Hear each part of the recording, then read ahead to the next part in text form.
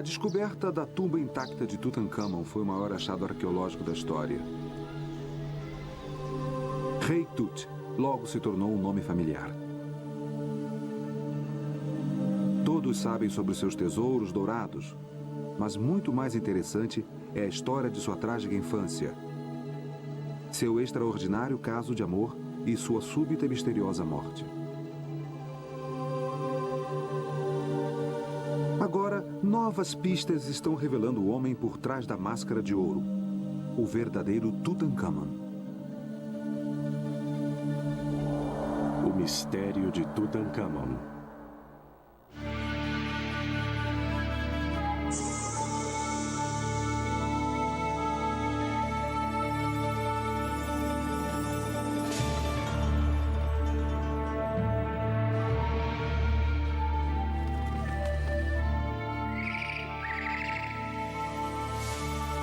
Os grandes egípcios.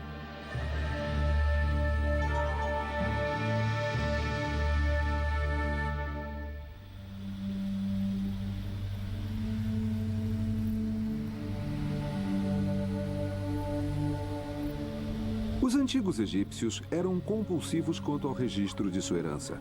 Eles escreviam tudo, sobre as batalhas, prisioneiros, oferendas feitas aos templos e, o mais importante, sobre os seus reis.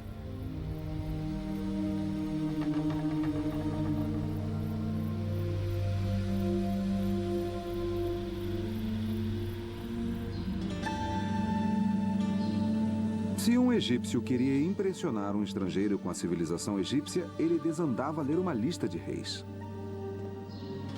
Quando o grande viajante Heródoto visitou o Egito, ele disse: "O sacerdote leu-me, de um registro escrito à mão, os nomes de 330 monarcas." Os egípcios tinham tanto orgulho de sua longa história que registravam os nomes de seus reis nas paredes dos templos. A lista que está melhor preservada encontra-se no templo de Sete I, em Abidos.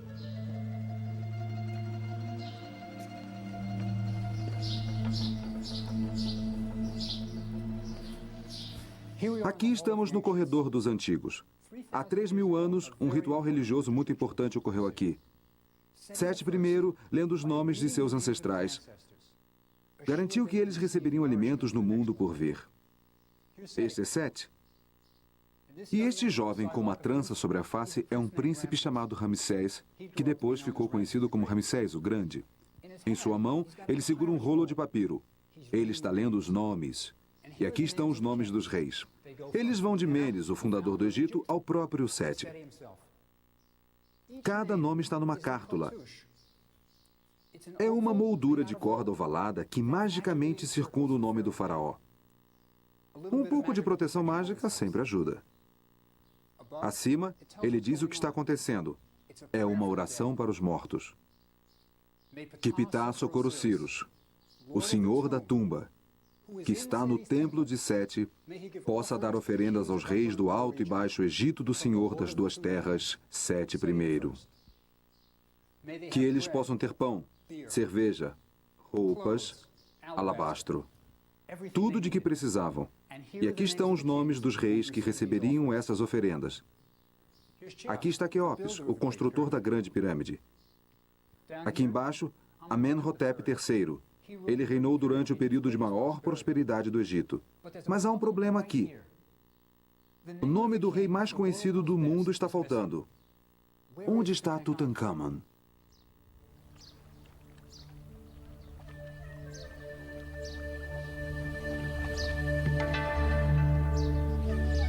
Para começar a desvendar o mistério de Tutancâmon, é preciso começar aqui, em Tebas, a antiga capital do Egito. Era um lugar de fabulosa prosperidade. Os tributos fluíam do Oriente Próximo. O ouro do Sul. O Egito estava no auge. Resultado de mais de 1000 anos de estabilidade. Por séculos, os mesmos deuses eram adorados. As margens do Nilo transbordavam regularmente e as explorações militares do faraó garantiam a contínua prosperidade. O poeta grego Homero escreveu: Tebas do Egito, mas as maiores possessões encontram-se nas casas. Tebas dos 100 portais. 200 soldados lutaram na guerra com cavalos e carruagens. Era um lugar incrível. E nesse momento, quando o Egito estava no auge, o faraó Akenaton impôs uma poderosa conversão religiosa.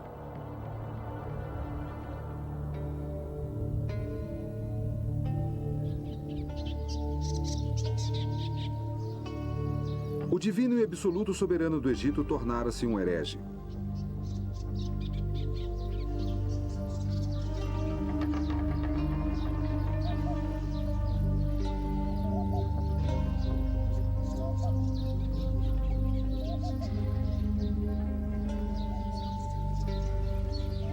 Saíram todos os deuses antigos e foram substituídos por um só, o deus Sol, Aten.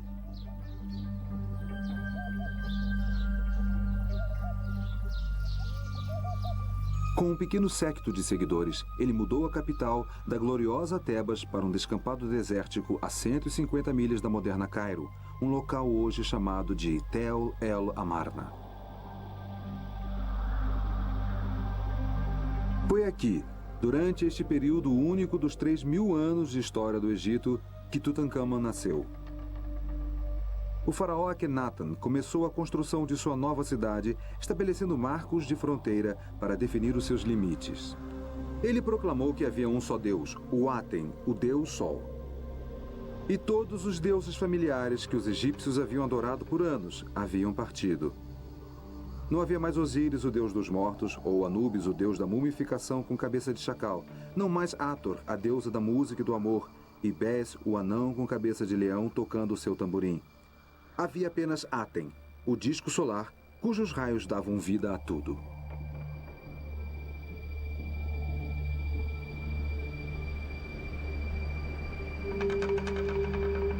Esta era a religião dentro da qual Tutankhamon nasceu. Mas essas não eram as únicas mudanças realizadas por Akhenaton. Da noite para o dia, mudou o estilo da arte, de formal para naturalista. Onde antes o faraó era retratado musculoso e vigoroso, Akhenaton era mostrado grotesco e deformado.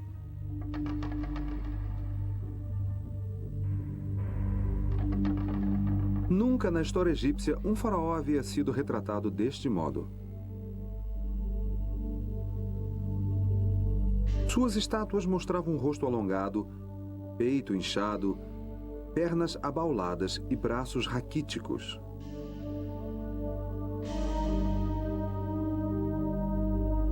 Até mesmo a esposa do faraó, a famosa Nefertiti, apresentava braços compridos e um pescoço descomunalmente alongado.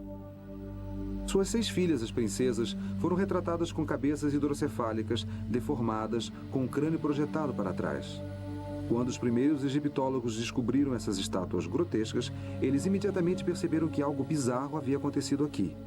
E mais surpreendente ainda era a maneira como a família real foi retratada junta. Todos eram mostrados em cenas íntimas, beijando-se e tocando-se. Akhenaton frequentemente era mostrado segurando uma das filhas no joelho num doce momento familiar. Desde o início da civilização egípcia, nenhuma família real havia sido retratada dessa maneira. Séculos de tradições simplesmente tinham desaparecido. Akhenaton também mudou o sistema político que havia sido tão bem sucedido para o Egito. No passado, a dominação egípcia sobre o Oriente Próximo tinha sido construída sobre um grande exército liderado pelo faraó. Tendo o rei à sua frente, o exército marchava em direção aos países estrangeiros para ampliar as fronteiras do Egito. Depois que o exército conquistava a nova terra, voltava com tudo de valor que podia carregar. Esperava-se que um tributo anual fosse enviado, senão o exército voltaria. Era um sistema simples e o Egito enriqueceu muito. Akhenaton recusou-se a fazer isso. Ele simplesmente não estava interessado. Na sua cidade isolada, ele se dedicava às orações ao deus Aten e passava o tempo com sua esposa Nefertiti e suas filhas. Akhenaton transformou o papel de faraó, de líder político, em líder religioso. Foi uma época notável para o Egito, e Tutankhamon nasceu nesse tumultuado mundo. Do outro lado do rio Amarna, os escavadores descobriram uma inscrição que afirma que o pai de Tutankhamon era um faraó. Mas qual faraó? A resposta foi encontrada em um vale remoto, onde Akhenaton construiu a sua tumba.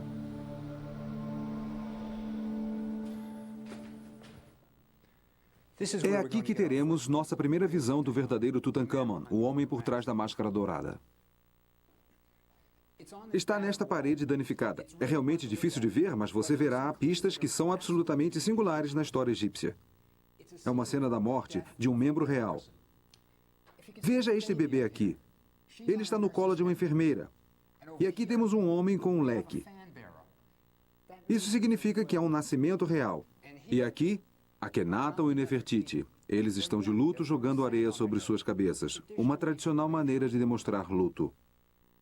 Aqui está a cama onde a princesa morreu. E aqui está ela. A morte desta princesa permitiu que Jeffrey Martin, um dos maiores egiptólogos do mundo, fizesse uma importante descoberta.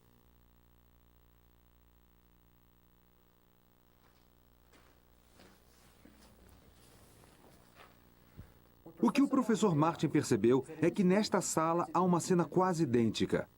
Aqui estão as carpideiras, e aqui está uma se abaixando e jogando areia sobre o rosto. Mas desta vez não é a morte de uma princesa.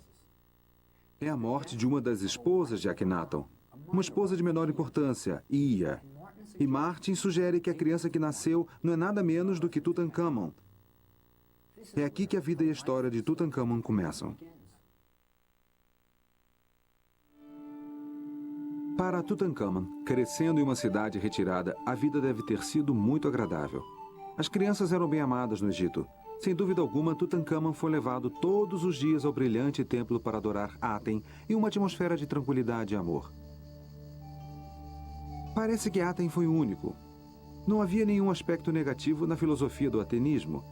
Este não era um deus zangado, ansioso para punir crianças travessas. E do conteúdo da tumba de Tutankhamon, podemos ter uma vaga ideia da personalidade do jovem faraó. Ele aparentemente era um apreciador de vinho, pois foi enterrado com quase 3 dúzias de jarros de bom vinho. Um homem comum bebia cerveja, pois o vinho era reservado às classes mais altas. Então a adega de vinhos que Tutankhamon levou consigo para o mundo inferior era um tesouro e tanto. Mas todos esses luxos seriam de pouco consolo frente às tragédias que breve cairiam sobre o jovem rei. Enquanto Tutankhamon estava crescendo, um dos mais ambiciosos e astutos membros da corte chamava-se Ai. Sua tumba, entalhada nos rochedos íngremes de Amarna, é a maior de todas as tumbas dos nobres. Agora, aqui está o nosso homem, Ai. E sua mão está em uma posição de adoração. Ele está adorando o único Deus admissível aqui. Ele está adorando Aten. Atrás dele está a senhora Ai. Ela está vestindo uma linda peruca, há um cone de incenso sobre a sua cabeça e as suas mãos estão na mesma posição. Ambos estão adorando Aten. Agora, se você quer ver as recompensas que isso traz, venha até aqui.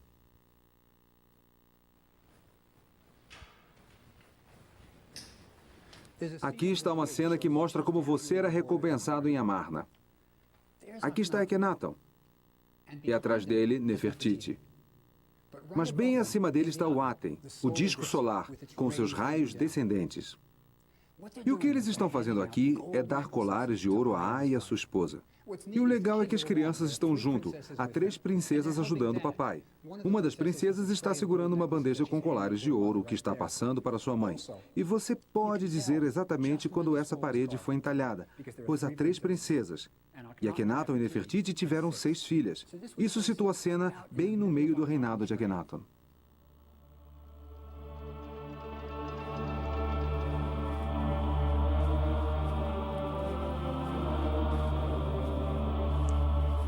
E como em todo o resto de Amarna, aqui também existe um mistério. Veja essas colunas. Estão inacabadas. A tumba não está completa. Quando os operários chegaram neste ponto, eles deitaram as suas ferramentas e nunca mais voltaram. Sabemos que Ai continuou vivendo anos depois disso. Então, por que o funcionário mais poderoso de Amarna deixou a sua tumba inacabada bem no meio do reinado do faraó? Ai interrompeu o trabalho em sua tumba porque não estava bem em Amarna e não tinha a menor intenção de viver ali. Akhenaton era um líder religioso, mas econômica e politicamente o Egito estava em rápido declínio. Os territórios estrangeiros foram perdidos.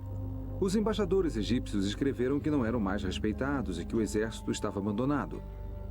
Até mesmo a nova religião não era um sucesso. O povo sentia falta de seus antigos deuses e Akhenaton e Nefertiti foram obrigados a subornar os habitantes de Amarna para que aparentassem fidelidade. No 17º ano de seu reinado, Akhenaton morreu, sob circunstâncias desconhecidas. Algum tempo antes da morte de Akhenaton, Nefertiti não é mais citada, e só podemos presumir que ela também tenha morrido.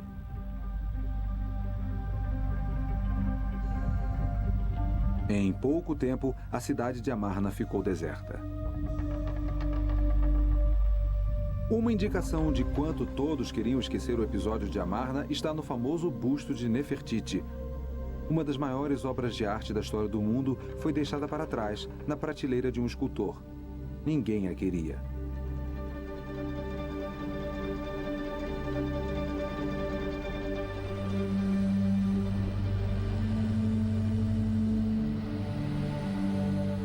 O Egito agora estava sem rei ou rainha.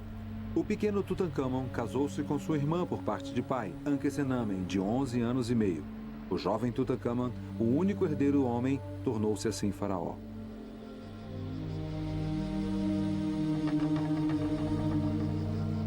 A Revolução de Akhenaton havia representado uma mudança muito grande para um Egito conservador. Tebas, com seus 2 grandes templos, tornou-se novamente o centro religioso do país, onde milhares de sacerdotes, negligenciados durante os 17 anos da experiência de Amarna, finalmente puderam retomar os seus rituais e adorar os deuses do Antigo Egito. Tutankhamon, acompanhado de sua jovem esposa Ankhesenamen, passou a morar no palácio de seus ancestrais. Imagine como deve ter sido para o jovem ser arrancado do único lar que ele conhecia e levado para uma cidade que ele nunca havia visto.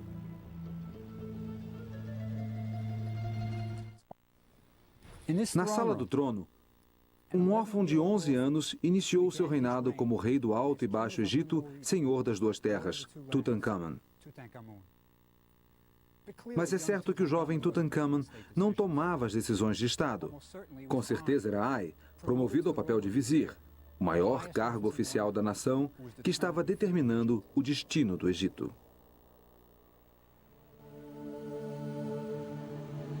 Tutankhamon não foi o único menino faraó da história do Egito. Uma carta, escrita 1000 anos antes por um outro menino rei, lembra-nos que apesar de Tutankhamon ser o rei do Alto e do Baixo Egito, ele também era uma criança. Durante o reinado do jovem Pepe II, seu vice-rei, Tunúbia, escreveu-lhe para dizer que estava voltando com um pigmeu. Um excitado Pepe respondeu com instruções. O vice-rei ficou tão honrado ao receber esta longa carta do jovem faraó que fez com que ela fosse esculpida na parte externa de sua tumba em Assuã para que todos vissem. Venha para o palácio imediatamente. Deixe tudo e traga o pigmeu.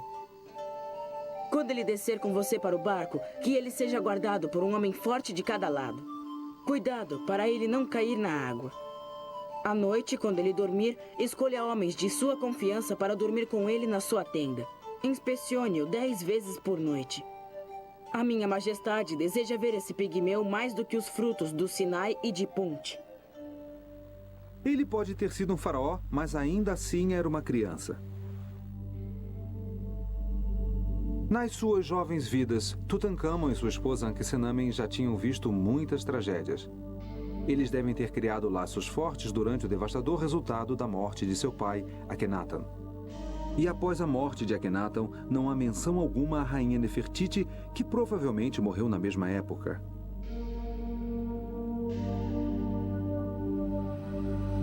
Agora eles eram órfãos, forçados a se mudar para Tebas, deixando para trás o seu lar, sua religião e até as memórias de seu amoroso pai, agora considerado um herege.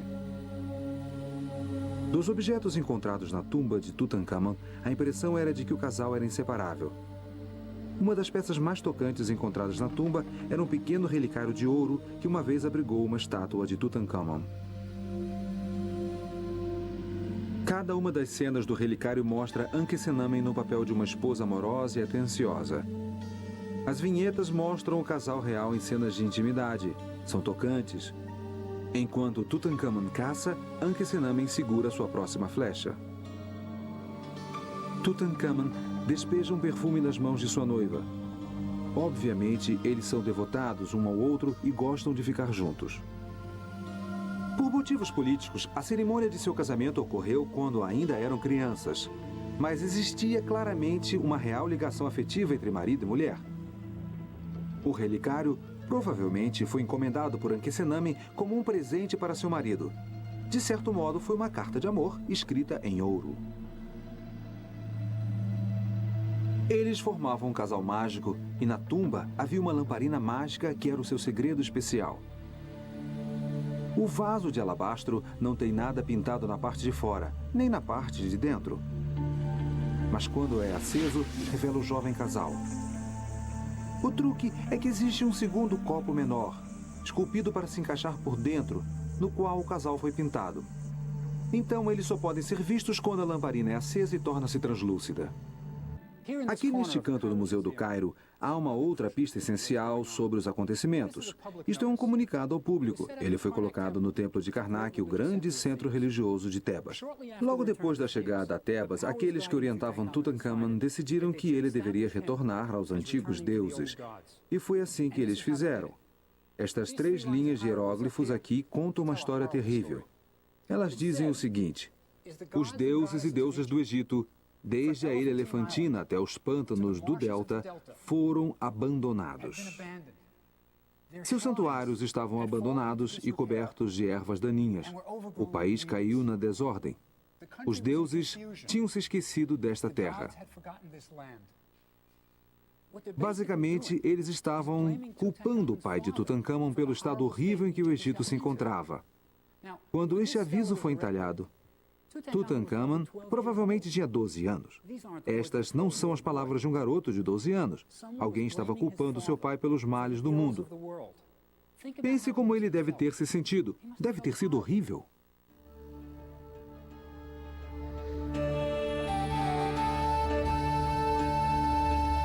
Quando Tutankhamun voltou para Tebas, uma das primeiras coisas que fez foi completar um monumento começado por seu avô, Amenhotep III.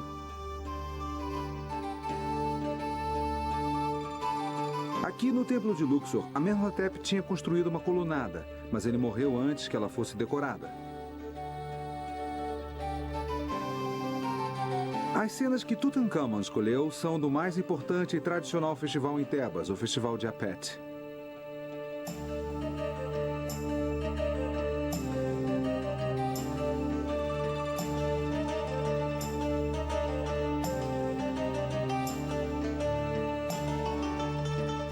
Apet é o antigo nome egípcio para o Templo de Karnak. Uma vez por ano, as estátuas dos 3 deuses mais importantes de Tebas, Amon, Mut e Koshnu, eram colocadas em pequenos relicários e trazidas de Karnak para Luxor para que todos pudessem vê-las.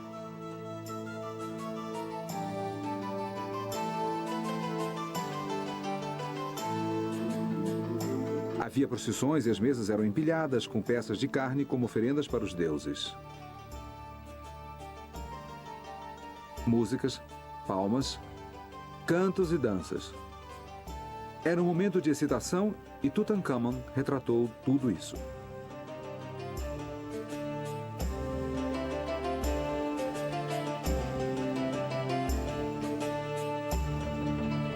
Ele também participava e ordenou que ele mesmo fosse retratado fazendo oferendas para os deuses.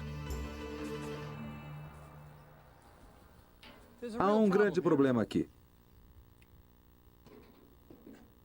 Tutankhamun decorou todas essas paredes. Seu nome deveria estar em todo lugar, mas o único lugar onde você pode encontrá-lo é aqui, nesta parte isolada do templo. Estes 3 pequenos hieróglifos representam um de seus nomes, Neb-Keperuri. Alguém se esforçou muito para eliminar qualquer traço de Tutankhamun. Tutankhamun e Ankhesenamen, sem dúvida alguma, eram muito unidos devido às tragédias que suportaram juntos. A escavação da tumba de Tutankhamun revelou ainda uma outra tragédia que partilharam juntos. Ankhesenamen havia sofrido 2 abortos. Em uma pequena câmara, fora da câmara funerária, 2 caixões em miniatura foram encontrados. Dentro deles havia 2 fetos. Howard Carter, o descobridor da tumba, desembrulhou o feto menor e percebeu que ele tinha uns 5 meses de maturidade e não mostrava sinais de ter sido mumificado. O segundo feto foi enviado para o Dr. Douglas Derry, professor de anatomia da Universidade do Cairo. Ele o desembrulhou e percebeu que era o feto de uma menina de 8 meses. Este havia sido embalsamado. Derry mencionou que ele encontrou no crânio o arame que os embalsamadores utilizavam para remover o cérebro. Os fetos, curiosamente, desapareceram nos anos 30, mas recentemente o feto maior foi redescoberto no Hospital Kasarel Ain, onde Derry o havia guardado.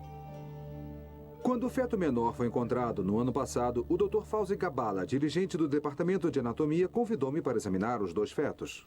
O que sempre me intrigou foi que na literatura antiga eles diziam que as múmias foram examinadas por Howard Carter e mais tarde por Derry, o anatomista da Universidade do Cairo. Sim. Sim. Disseram que os 2 fetos, quer dizer, Ankhesenami teve 2 abortos, esse foi o maior. E disseram Sim. que o menor não foi mumificado porque eles não viram uma incisão na parte inferior do abdômen. Mas aqui, vamos dar uma olhada.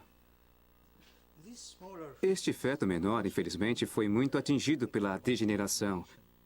Mas a resina está clara e aparentemente está na parte inferior da cavidade abdominal.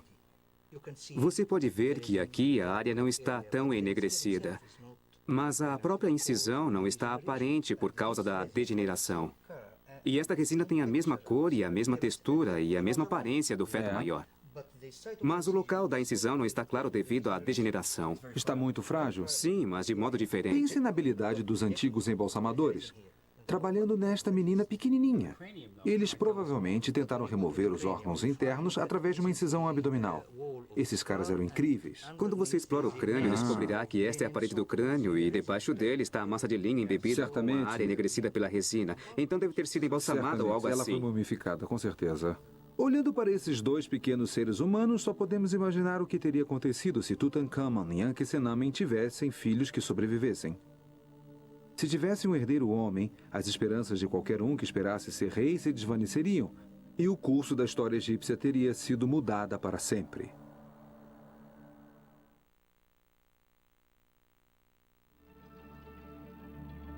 E ocultando-se nas sombras estava o pior pesadelo do menino rei.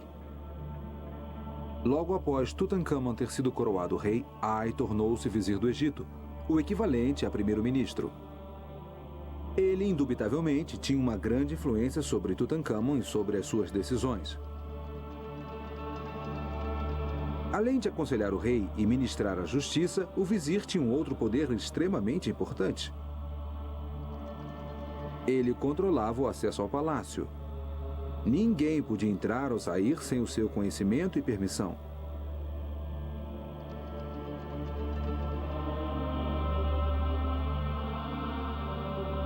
Entre os servidores de Ai, sem dúvida, havia aqueles que faziam o mal, assim como o bem.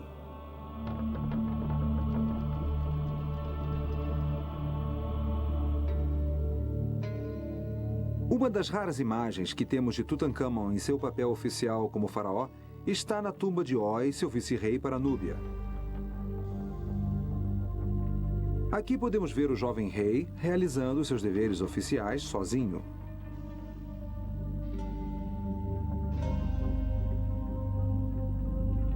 Roy era um homem importante na corte de Tutankhamon. Seu trabalho era manter o ouro fluindo da Núbia para o Egito. A antiga palavra egípcia para ouro era Nubi. Então, a Núbia, o Sudão de hoje, era onde se encontrava o ouro.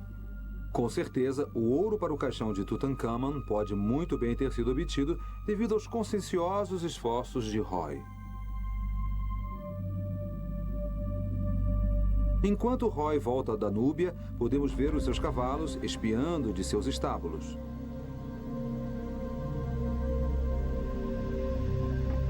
A decoração de sua tumba é dominada por núbios, trazendo seu tributo a Tutankhamon.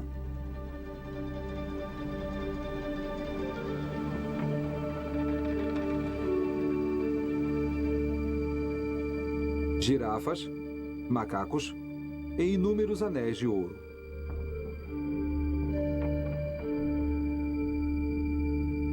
Quando Roy foi enterrado, Tutankhamon era um jovem amadurecido, capaz de pensar por si mesmo. e provavelmente não mais querendo ser manipulado pelo seu poderoso vizir Ai.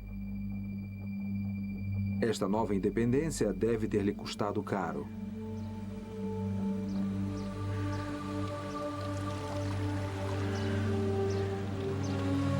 E depois, súbita e misteriosamente, com apenas 20 anos de idade, Tutankhamon morreu. Seu corpo foi mumificado, transportado de balsa até a margem oeste do rio, o lugar dos mortos. E ali ele foi enterrado com os outros faraós do Egito, no Vale dos Reis.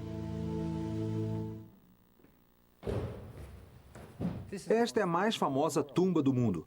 Mas todos que a visitam ficam desapontados. Não é grande coisa, é? Mas ninguém esperava que Tutankhamon morresse tão jovem.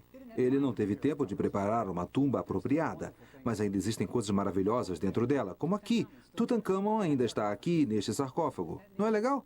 Ele foi o único que deixaram em sua tumba. E aqui estão outras coisas maravilhosas, as pinturas. Se você souber como lê-las, elas lhe contarão a respeito do enterro de Tutankhamon. Levou 70 dias para mumificar o corpo, e esse foi todo o tempo que tiveram para os preparativos de sua tumba. Tiveram que arrumar os caixões, os móveis, as esculturas, tudo tinha que estar aqui, e eles tinham que fazer os rituais religiosos. Mas eles também tinham que escolher um novo rei, e isso era um problema. Tutankhamon não deixou nenhum filho, e o único membro real vivo era Ankhesenamen. Mas a parede aqui, ela mostra o dia do enterro. Aqui está a múmia de Tutankhamon. Ele está num trenó funerário. E esses 12 caras aqui, eles o estão puxando para dentro de sua tumba. E as pequenas faixas na cabeça são para o luto, e esses são os funcionários no palácio. Mas você sabe o que não está ali? Ai! Ele está aqui. Olhe com cuidado e veja o que ele está vestindo. Está vestindo uma pele de leopardo. Este é o traje de um alto sacerdote. E Ai está fazendo o papel do alto sacerdote, realizando a cerimônia da abertura da boca em Tutankhamon. Ele vai dar a ele a vida e o fôlego para o mundo do além. Mas olhe de novo, não é só isso que ele está vestindo. Nesta cabeça está a coroa de Faraó. E a cártula sobre a sua cabeça? Ela tem o nome de Ai. Ai tornou-se Faraó. Ele sucedeu Tutankhamon. E como Ai, um homem comum, tornou-se Faraó? Ankhesenamen deve ter ficado de coração partido com a súbita morte de Tutankhamon, seu jovem esposo. O seu relacionamento havia sido moldado desde crianças, partilhando o trágico resultado de Amarna. Por todo o tumulto e todas as mudanças, eles sempre tiveram um ao outro como amorosos confidentes. Nos dias imediatamente após a morte de Tutankhamon, uma série de eventos revelou a probabilidade de que diversos assassinatos ocorreram neste tumultuado período. O primeiro desses eventos, um pedido de Ankhesenamen, está gravado em uma antiga lâmina encontrada nos arquivos da capital hitita de Beyserrir, na moderna Turquia. A carta de Ankhesenamen era tão notável que até mesmo o destinatário da carta, o rei Tita, não acreditou nela. Meu esposo morreu. Eu não tenho um filho, mas dizem que vós tendes muitos filhos. Se me deres um filho vosso, ele se tornaria o meu marido. Eu jamais escolheria um de meus servos e faria dele meu esposo. Tenho muitos receios. Por que Ankhesenamen estaria pedindo para que um esposo lhe fosse enviado de fora das fronteiras do Egito e logo dos hititas, um tradicional inimigo do Egito? O rei hitita recusou, achando que era algum tipo de truque. Desesperada, Ankhesenamen escreveu-lhe novamente. Por que dizeis, eles podem tentar enganar-me? Se eu tivesse um filho, escreveria para um país estrangeiro de maneira a humilhar a mim mesma e ao meu país? Vós não confiais em mim e dizeis tal coisa. Aquele que era o meu esposo morreu, e eu não tenho filhos. Devo, por acaso, tomar um de meus servos e fazê-lo meu esposo? Dizem que vós tendes muitos filhos. Dê-me um deles, e ele será o meu esposo e o rei das terras do Egito. Então o rei enviou um de seus filhos ao Egito para desposar a desesperada Ankhesenamen, mas ele nunca chegou lá. Em algum lugar, no campo aberto de uma fronteira egípcia, ele foi assassinado. Por que Ankhesenamen estava tão determinada a encontrar o marido fora das fronteiras do Egito? Em cada uma de suas cartas, ela declara que nunca irá se casar com um servente. Esta não é uma frase comum. Deve ter havido alguma ameaça específica. Quem estaria forçando Ankhesenamen a tomar um homem comum como esposo? A resposta foi encontrada mais de 3.000 anos depois, na loja de um conhecido negociante de antiguidades no Cairo. Na primavera, Percy Newberry, um egiptólogo, encontrou em uma loja um anel com 2 cártulas. Uma de Ankhesenamen e outra de Ai. Newberry imediatamente escreveu a Howard Carter sobre esta revelação. Meu caro Carter, interessará você saber que acabo de ver um anel, que tem nele a cártula de Ankhesenamen junto com o prenome do rei Ai. Isso pode ser interpretado como significando que o rei Ai casou-se com Ankhesenamen, a viúva de Tutankhamon. Era então o velho vizir Ai, o servente que Ankhesenamen tão desesperadamente tentava evitar. Suas cartas urgentes ao rei Hitita, o anel encontrado pelo professor Newberry e as cenas de Ai na parede de Tutankhamon confirmam que Ai sucedeu Tutankhamon como rei do Egito, desposando a assustada jovem viúva. O que aconteceu a Ankhesenamen após o seu casamento com Ai?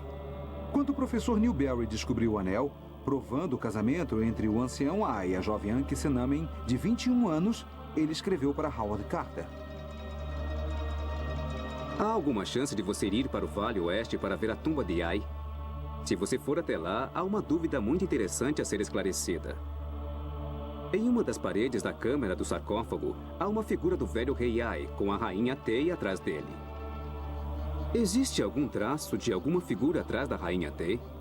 E a cártula é grande o bastante para o nome de Ankhesenamen? Se Ankhesenamen estava viva quando Ai morreu, cerca de 3 anos após o seu casamento, ela seria mostrada nas paredes de sua tumba. Então, é na tumba de Ai que precisamos procurar as pistas para o destino de Ankhesenamen.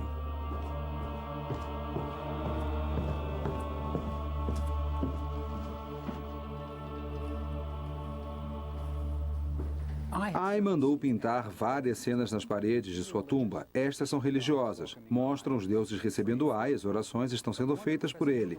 Mas aquela que interessava ao professor Newberry, a cena que irá nos contar a respeito de Ankhesenamen está aqui. Aqui temos Ai. Ele está caçando nos pântanos. E Ankhesenamen devia estar com ele. Ela é sua esposa, é a rainha do Egito. Mas esta cártula aqui é curta demais para o seu longo nome. Ele tem o tamanho certo para o nome da primeira esposa de Ai, Tei. E esta figura aqui é Tei, mas não há espaço para Ankhesenamen atrás dela.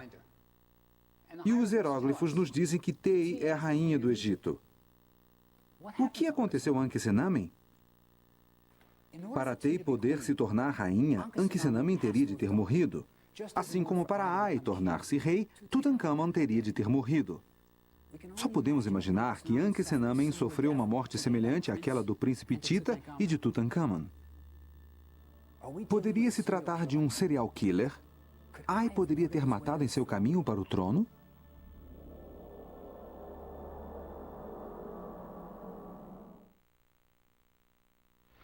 Em 1968, mais uma peça na misteriosa morte de Tutankhamon se encaixou. O Dr. R.G. Harrison, um anatomista inglês, realizou um exame médico singular. As autoridades egípcias concederam uma permissão especial para a abertura do sarcófago de Tutankhamon uma única vez desde 1920.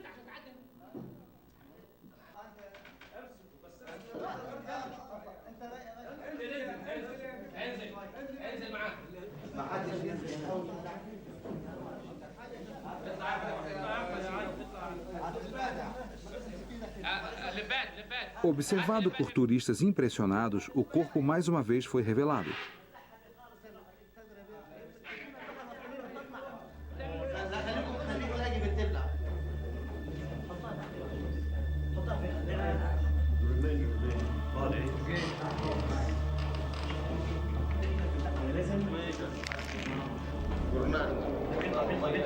Nessa época, já havia máquinas de raio-x portáteis e, pela primeira vez, o corpo de Tutankhamon foi radiografado.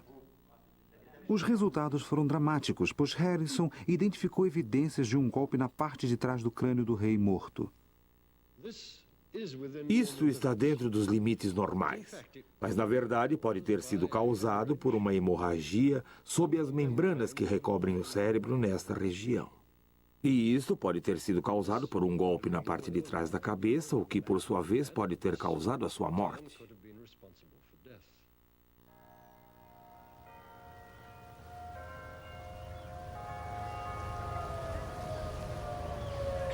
Ninguém tinha olhado para os raios-x de Tutankhamon desde que Harrison os havia estudado há mais de 30 anos. Então eu decidi conseguir uma cópia e levá-la para um conhecido radiologista da minha escola, o C.W. Post Campus da Universidade de Long Island. Aí está. Bem, a teoria que o Dr. Harrison propôs é bem interessante, porque eu acho que há uma interrupção aqui no osso occipital, na parte posterior do crânio, que pode representar uma pequena fratura. E ele então sentiu que essa área escura aqui representava o coágulo. Aham. Se for assim, e este é o outro lado do coágulo, isto sugere que o coágulo calcificou. Significaria que isso estava aí já há algum tempo, talvez diversos meses. Seria preciso estar vivo na época para obter essa calcificação.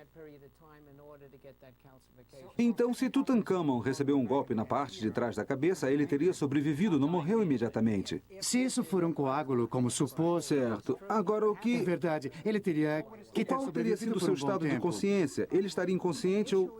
Inicialmente, ele poderia de algum modo viver, mas com certeza, com um coágulo desse tamanho na área confinada, que chamamos de fossa posterior, a parte de trás do crânio, isso causa uma grande pressão no cérebro e a área do cerebelo, certamente, estaria inconsciente por algum tempo para desenvolver a calcificação. Interessante. O que pode me dizer sobre a sua posição no momento do golpe? Em que posição ele estava quando recebeu esse golpe na parte de trás da cabeça? É um lugar normal para se receber um golpe? Não de um modo geral. Está bem próximo à base do pescoço. Aqui, temos um manequim, talvez eu possa lhe mostrar. Por favor, mostre. Agora, se ele estivesse deitado assim, o golpe teria que ser dado bem aqui, no pescoço, entre esta área e a base do crânio. Há um crânio aqui, eu vou pegar.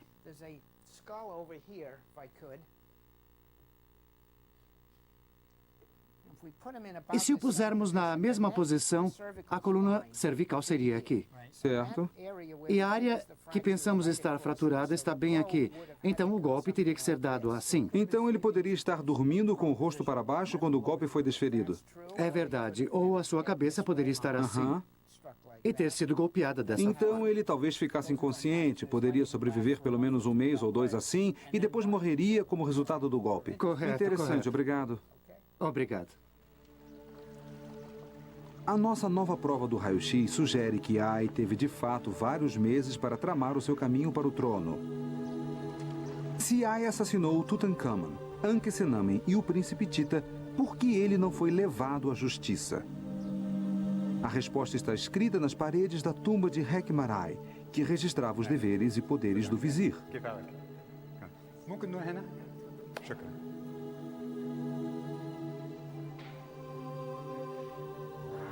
ممكن هنا؟ تمام. Ah, aqui está o segredo. Que ninguém julgue no domínio do vizir. É ele quem deve punir o faltoso. Em outras palavras, ninguém pune o vizir. Não temos uma arma fumegante, mas está claro que Tutankhamon, Ankhesenamen e o jovem príncipe Tita todos tiveram que morrer em alguns meses para que Ai se tornasse faraó. Era Ai, como vizir, que poderia arranjar para que Tutankhamon fosse morto no palácio.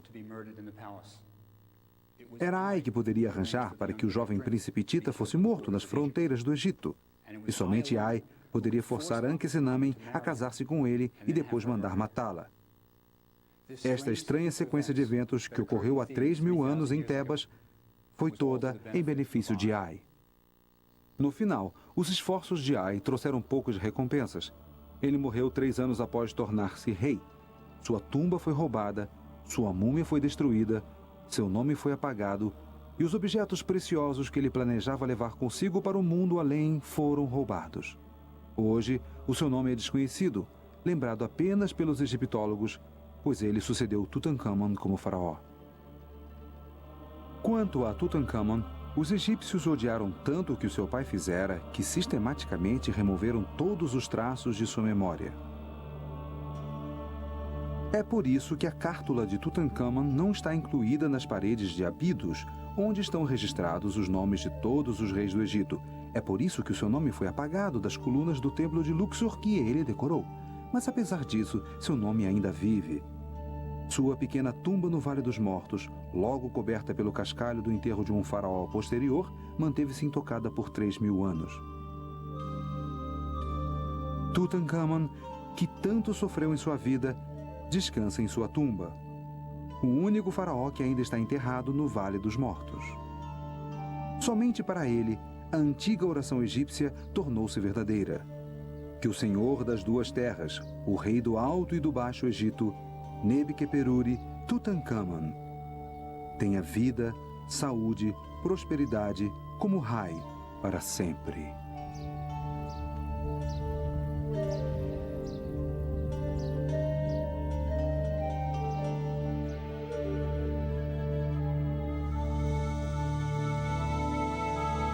Versão brasileira. Tempo Filmes, São Paulo.